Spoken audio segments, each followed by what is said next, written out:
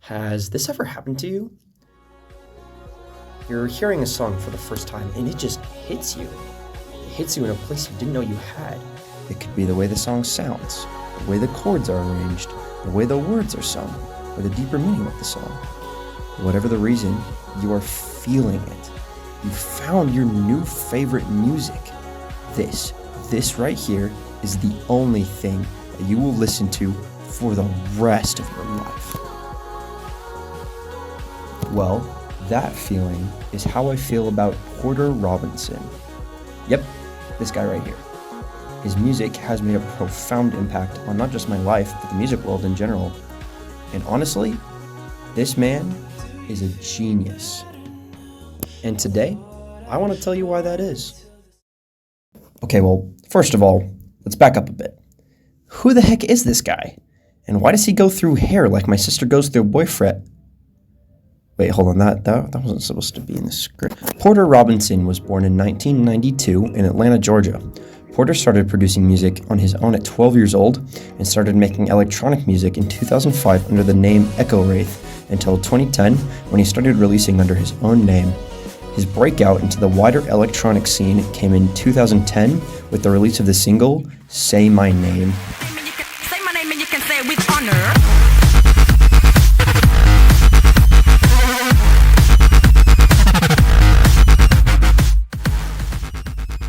This release caught the eye of Skrillex, one of the spearheads of the electronic scene at the time. This led to the release of Porter's debut EP, Spitfire, on Skrillex's brand new record label, Owlsa. This EP became wildly successful. It became the #1 dance record on iTunes and even crashed Beatport servers with how popular it was. Spitfire followed a style that Porter referred to as complextro, a portmanteau of complex and electro. Porter was known for his complex bass lines, pumping drums, and tons of energy in his songs. But why do I even mention this? Well, I should give some context for the electronic music scene at this time. Pretty much all electronic music during the 2000s to the early 2010s could be found in one of two places: clubs or raves. There was no real deeper meaning to the music. It was just entertainment. You weren't supposed to think about it. You were just supposed to dance or headbang. But it was this type of sound that had gone from being underground to being mainstream. There's also this style that brought Porter into the spotlight. But not everyone was happy with the way electronic music was going.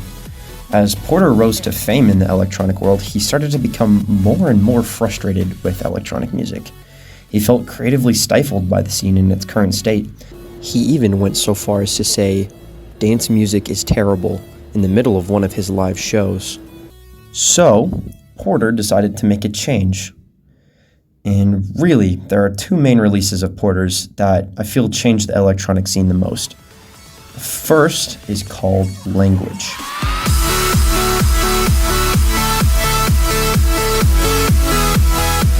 While Porter was known for his bass-heavy style, this song took a very different approach, being more focused on melody, while still having the hard-hitting percussion and energy Porter had become known for.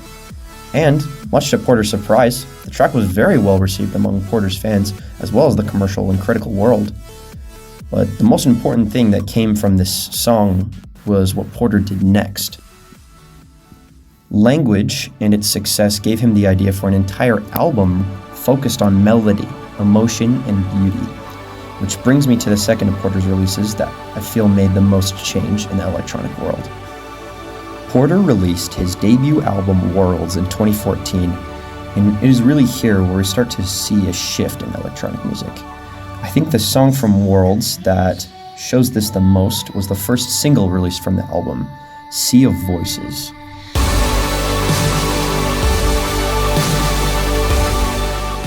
Sea of Voices was completely different from anything anyone had ever heard before, especially in electronic music. It was calm, it was atmospheric, it was melodic. Honestly, it's a beautiful song. This was when Porter showed what could really be done within the genre of electronic music. And I really cannot stress this enough. Sea of Voices was something so entirely different from anything anyone had seen before. But the rest of Worlds and its impact should not be understated. The rest of the album still breathes so much emotion, beauty, and wonder. From Divinity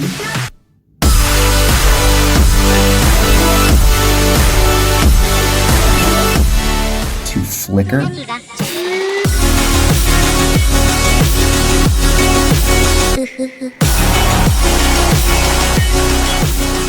to Hear the Bells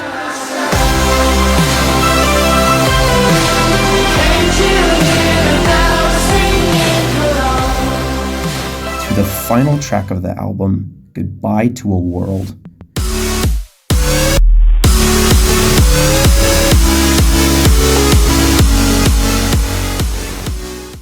This album is so rich in melody and in artistry. It is a beautiful journey from start to finish. And most importantly, it showed that electronic music could be softer and more emotional. From this, there came a huge wave of people inspired by Worlds. Nowadays, electronic music still has much of the same rave and club music, but there is an ever-increasing amount of softer and more emotional music. And honestly, that soft and emotional music is some of my favorite music out there. Worlds also became wildly successful for Porter. It debuted at the very top of Billboard's top dance albums for the year, and even made it to number 18 on Billboard's main list for all music genres. It became a hit amongst his fans in the greater electronic music world, and his tour after the album's release was just as successful as well. But the success came at a very high price for Porter. With the success of Worlds, he felt that he had to top that. He had to make something better than Worlds, or at least make something as good as Worlds. And this mindset that he had when it came to making music led to years of writer's block and depression for Porter. He released very, very little music between 2014 and 2020, aside from a collab song titled Shelter with his longtime friend known as Madeon, and a Eurodance EP titled Virtual Self, released under the same name, Virtual Self. This led up to 2021 with the release of Porter's second album, Nurture.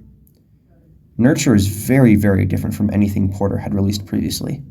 Okay, look, I know I just finished going on and on about how Worlds was different, yada, yada, yada. But I want to highlight how Nurture diverges from the norm in a very different sense. Porter wasn't focused on doing something different or flipping the script at all. He just wanted to make something that felt very genuine to him. The sonic style of Nurture is a very big step away from electronic music as a whole.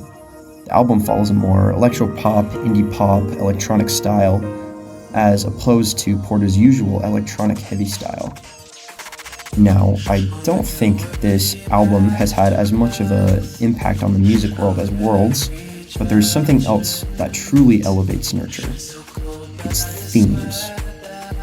Nurture is about Porter's struggles. His struggles with depression and writer's block post-Worlds. And I don't want to just tell you this. I want to show you.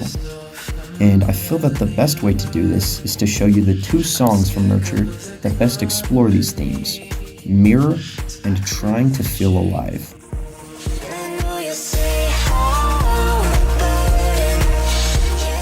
In Mirror, Porter confronts his own self-critical inner voice and comes to terms with his shadow.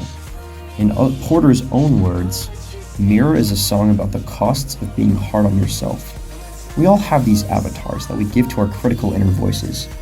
It's about recognizing that most of this criticism is self-inflicted.